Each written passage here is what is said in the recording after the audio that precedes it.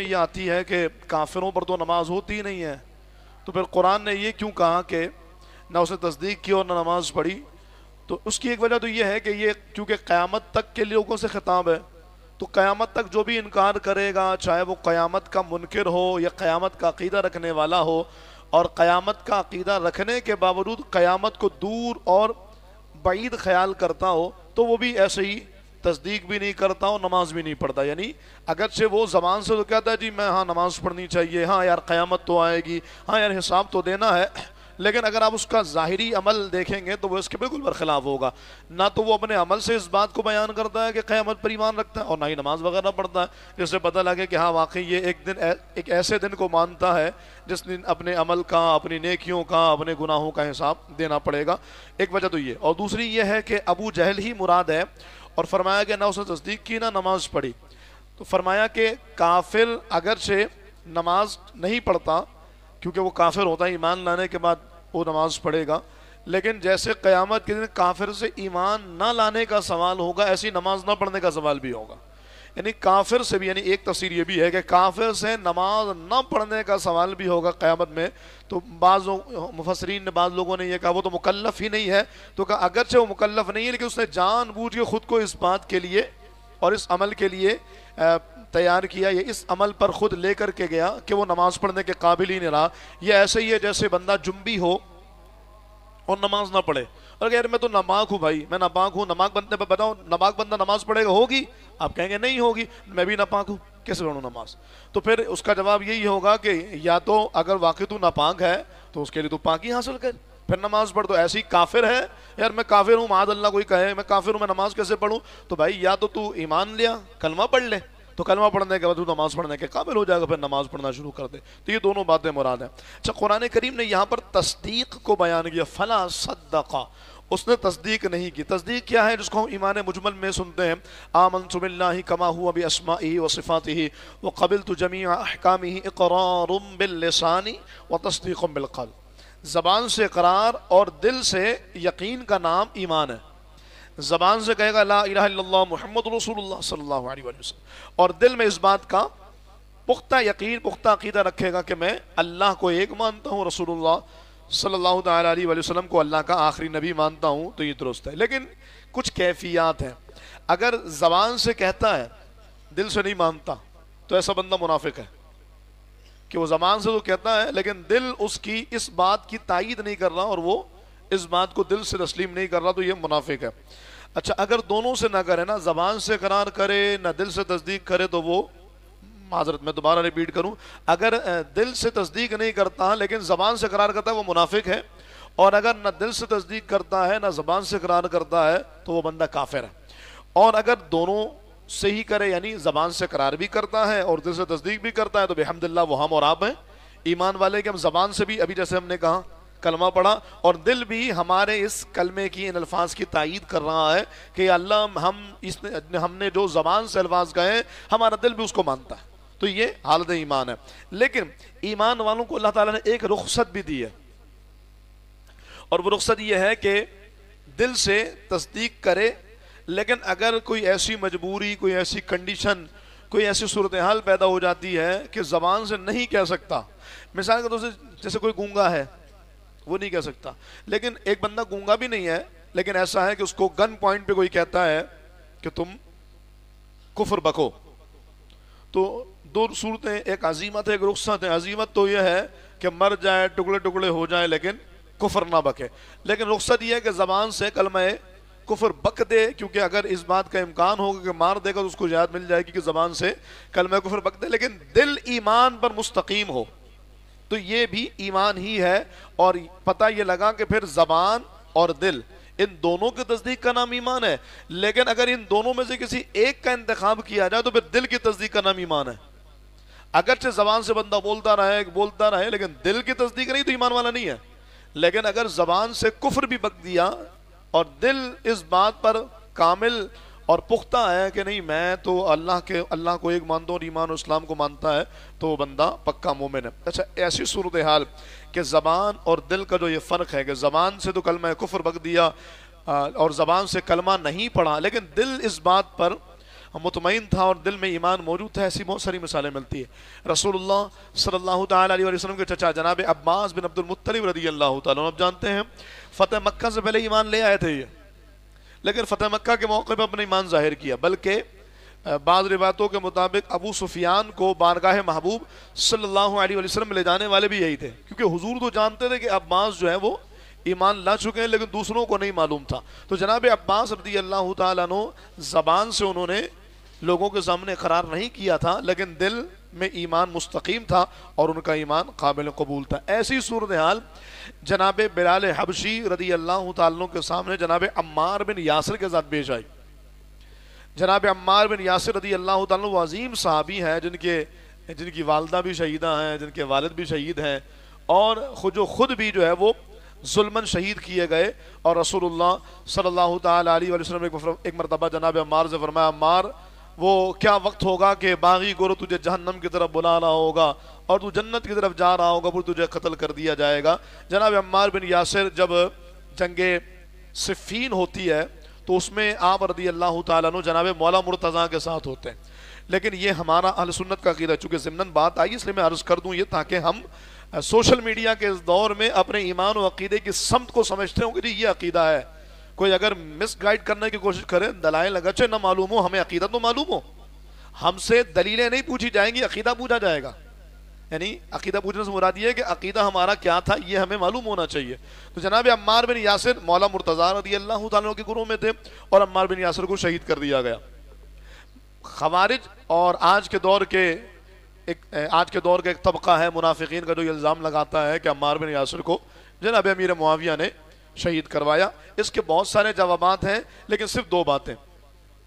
پہلی بات تو یہ کہ جناب عمار بن یاسر رضی اللہ تعالیٰ عنہ کو اگر جناب امیر معاویہ کے گروہ نے شہید کروایا ہوتا تو رسول اللہ صلی اللہ تعالیٰ علیہ وسلم نے فرمایا تھا، ابنی ھذا سید، میرا یہ بیٹا امام حسن سید ہیں، اور ان قریب اللہ اس کے ذریعے مسلمانوں کے دو عظیم گروہوں میں، فئتین عظیمتین مسلمین او کما قال علیہ السلام، دو مسلمانوں کے عظیم گروہوں میں صلح کرائے گا۔ تو جناب عمار بن یاسر کو قتل کرنے والے اگر امیر معاویہ تھے تو وہ باغی ہوئے، اور حکومت وقت کے خلاف بغاوت اور باغی کہلانے والا یہ مسلمان سے اور اسلام سے خارج ہوگا، تو پھر ظاہر ہے اس میں جناب امیر معاویہ شامل نہیں ہے۔ دوسری بات، اگر عمار بن یاسر کو امیر معاویہ اور ان کے گروہ نے شہید کیا ہے تو پھر یہ الزام معاذ اللہ جناب امام حسن پر جائے گا کہ امام حسن مجتبیٰ نے عمار بن یاسر، یعنی آج 1400 سال بعد ہم یہ کہتے ہیں، کوئی کہے کہ عمار بن یاسر کو جناب امیر معاویہ نے شہید کروایا، تو یہ بات اس وقت زیادہ درست طریقے سے معلوم ہونی چاہیے، آج معلوم ہوگی۔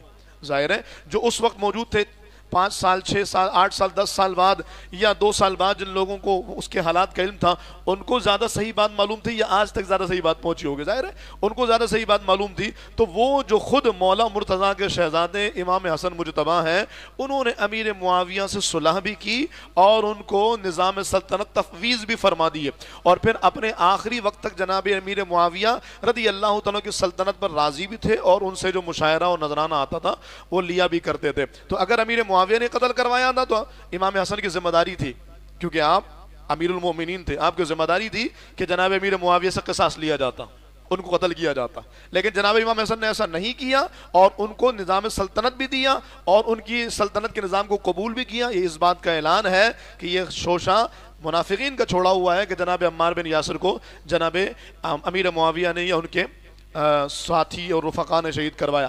پھر کس نے شہید کروایا تو یہ طے ہے، آپ جنہوں نے تھوڑی بہت نالج ہوگی ان کو جانتے ہیں، جنگ صفین میں صلح نہ ہونے کی ایک بنیادی وجہ درمیان میں وہ خوارج تھے، انشاءاللہ کبھی اس کو تفصیل سے عرض کریں گے۔ لا حکم الا للہ کا جنہوں نے نعرہ لگایا اور 3 حضرات کو قتل کرنے کے لیے انہوں نے خارجیوں نے اپنے لوگ روانہ کیے، جن میں جناب مولا مرتضیٰ کو شہید کر دیا گیا، جناب امیر معاویہ اور جناب عمر بن عاص یا ابو موسیٰ اشعری یہ بچ گئے۔ بہرحال تو یہ خوارج تھے جو درمیان میں صلح نہیں ہونے دیتے تھے اور پھوٹ ڈلوا دیا کرتے تھے، تو انہوں نے اس وقت بھی ایسے ہی کیا کہ جناب عمار بن یاسر کو شہید کر دیا تاکہ الزام امیر معاویہ اور ان کے گروہوں پر آ جائے اور مسلمان ہمیشہ لڑتے ہی رہے۔ یہ ضمن ایک بات تھی جو عقیدے کے حوالے سے مجھے کلیئر کرنے نے میں نے آپ سے عرض کی۔ میں یہ کہہ رہا تھا کہ یہ ایمان دل کی تصدیق کا نام ہے، زبان سے اقرار بھی ہو جائے تو یہ اچھا ہے، لیکن اگر کوئی مصلحتاً حکمتاً زبان سے اقرار نہیں کرتا کہ جان کا خطرہ ہے تو پھر اس کا ایمان دل کی تصدیق کی وجہ کر قبول کیا جائے گا. جیسے کہ جناب بلال حبشی رضی اللہ تعالیٰ نے اپنے ایمان کو ظاہر کر دیا, احد احد کی صدائیں,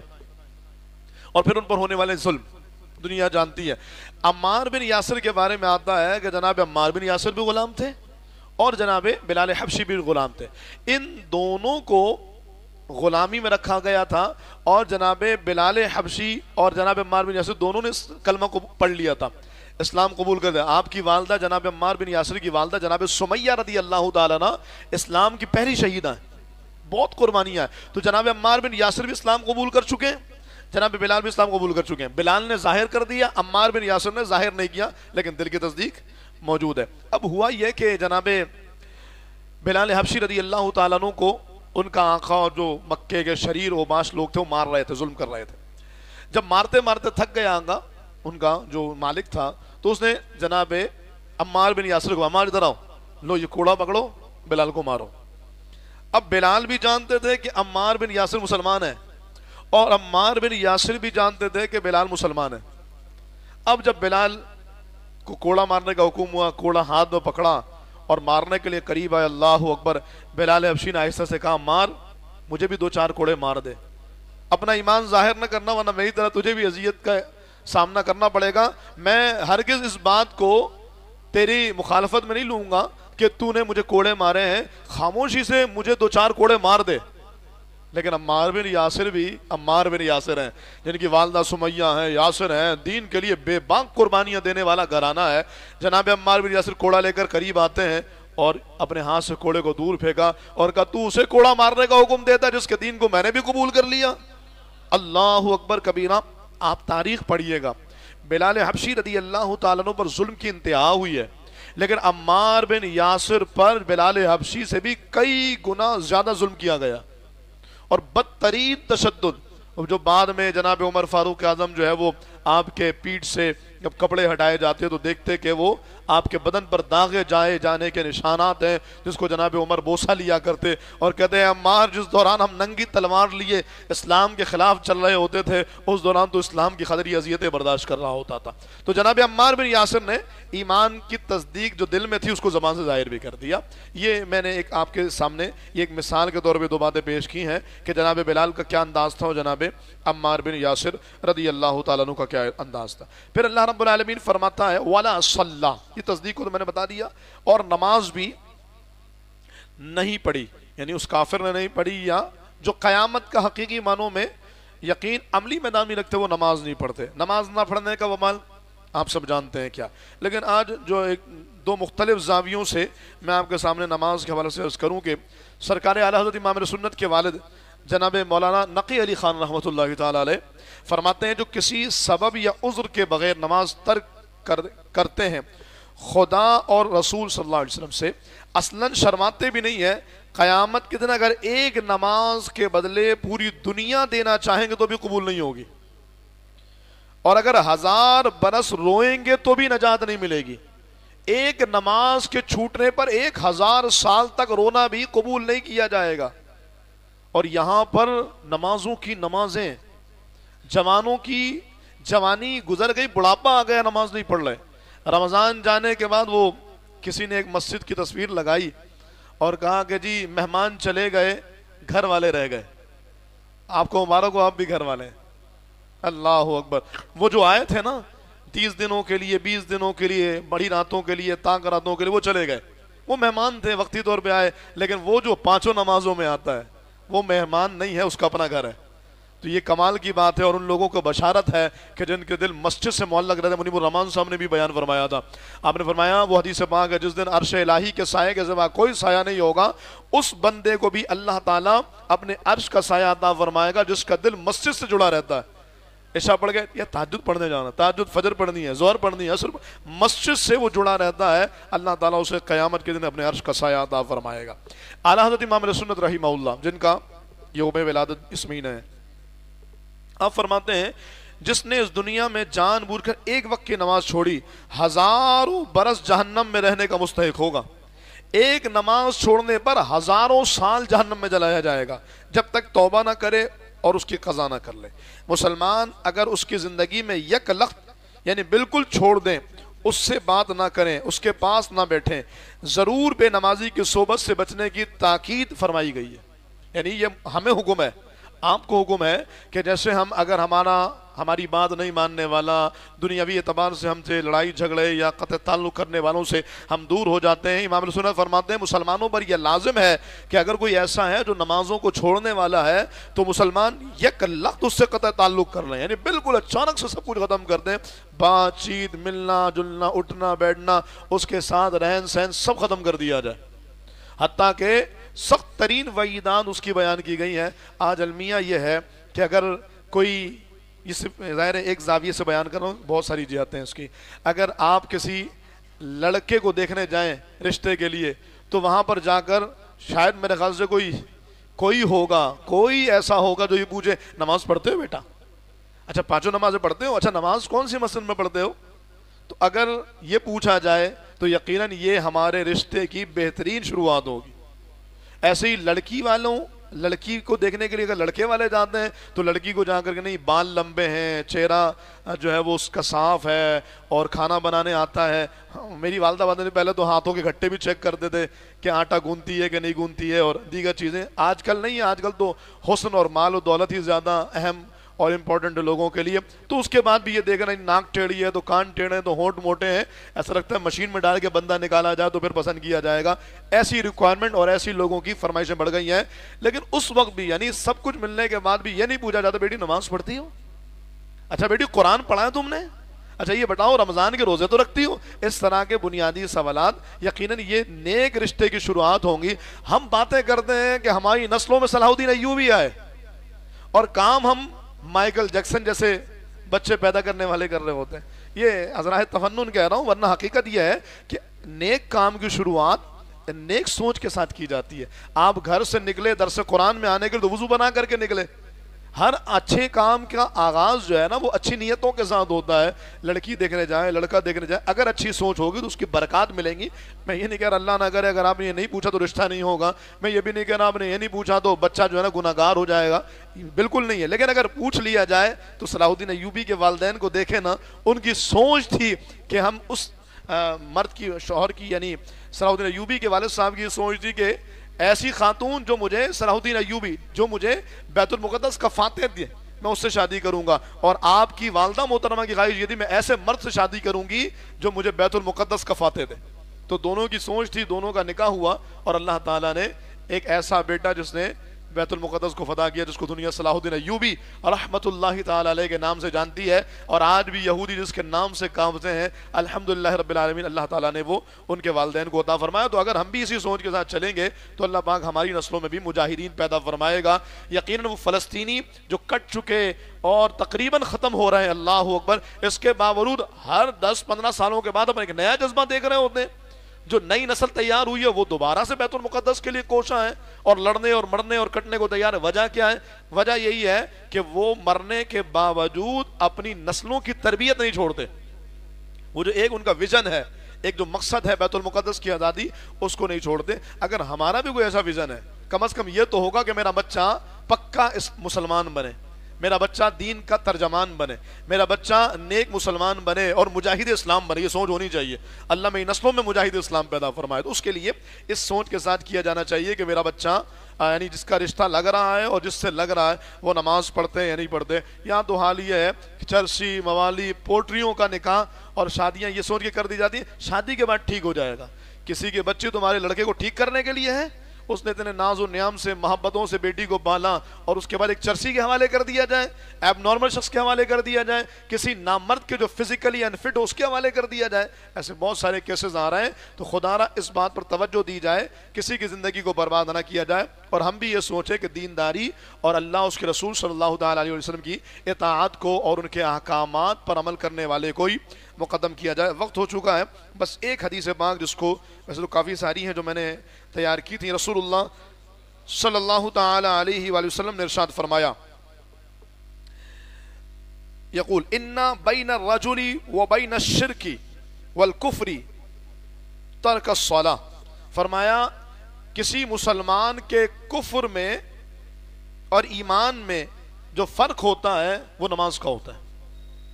اگر بندہ نمازی ہے تو سمجھو اس کا ایمان ہے. وہی تصدیق والی بات آ گئی. اگر بندہ نمازی ہے تو ایمان ہے، اور نمازی نہیں تو ایمان نہیں ہے. اور ایسی ایک نہیں کئی روایات ہیں جس کو ہم یہ کہہ کے بھی ترک نہیں کر سکتے کہ نہیں یار یہ تو ضعیف روایت ہے. فرمایا ایک مقام میں لا یرون شیئا من الاعمال ترکہ کفر غیر الصلاۃ. فرمایا کہ صحابہ کرام نماز چھوڑنے سے زیادہ کسی عمل کو کفر شمار نہیں کرتے تھے. اور ایک اور روایت میں فرمایا گیا، صحابہ کرام سے پوچھا گیا کہ آپ کے نزدیک منافق کون تھا؟ حضور کے زمانے میں منافق کسے کہتے تھے؟ کہا وہ جو مسجد آ کے نماز پڑھتا تھا وہ مومن ہوتا تھا، اور جو مسجد نہیں آتا تھا ہم سمجھتے تھے منافق ہو گیا. کتنی سخت وعید، کتنے سخت احکامات ہیں. اللہ تعالیٰ ہمیں نمازی بنا دے اللہ مرتے دم تک. بلکہ میں دعا کرتا ہوں اللہ ہمیں زندگی کی آخری نماز بھی پڑھ کر کے باجماعت ادا کر کے دنیا سے رخصت ہونے کی توفیق عطا فرمائے. اللہ پاک جو سنا عمل کرنے کی توفیق دے. اس قرآن کے نور سے دلوں کے اندھیروں کو دور فرمائے. اللہ مرتے دم تک اپنے حبیب علیہ السلام کی اطاعت کرتے ہوئے ایمان کامل پر اس دنیا سے رخصت ہونے کی توفیق عطا فرمائے. آمین بجاہ النبی الامین.